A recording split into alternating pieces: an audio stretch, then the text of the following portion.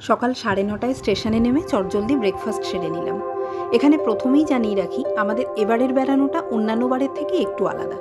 এখানে আমরা এসেছি আমার এক দাদার অতিথি হয়ে, যিনি কর্মসূত্রে গত 4 বছর ধরে এখানেই থাকেন। তাই আমাদের এবারের আস্তানাও কোনো হোটেল বা হোমস্টে নয়, তার বাংলোয়।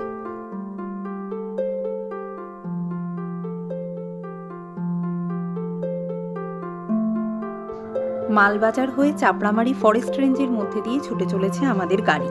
গন্তব্য রংগো, কালিম্পং জেলার অন্তর্গত একটি ছোট্ট পাহাড়ি গ্রাম। দুপাশে প্রচুর গাছপালা, রাবার, সিঙ্কোনা, ইপিকা, কফির প্ল্যান্টেশন দেখলাম, তবে চোখে পড়েনি কোনো বন্যপ্রাণী।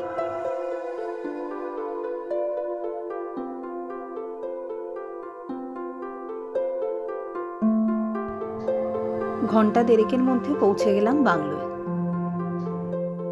অনেকখানি জায়গা জুড়ে ব্রিটিশ আমলের তৈরি কাঠের বাংলো, সামনে দারুণ সুন্দর সাজানো গোছানো ফুলের বাগান।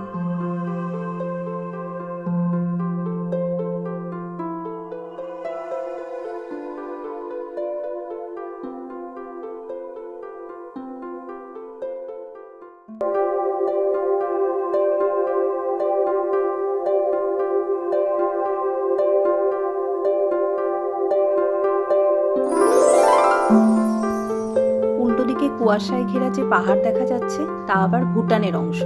সবকিছু মিলিয়ে দারুণ রোমাঞ্চকর। ফ্রেশ হয়ে পৌঁছে গেলাম জলঢাকা নদীর ধারে, রিভারসাইড পিকনিকে।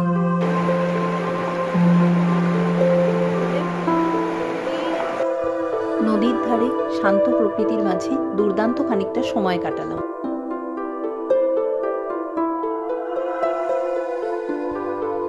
এইরকম ঘোরার সুযোগ সত্যিই এবারে এক বিশাল প্রাপ্তি।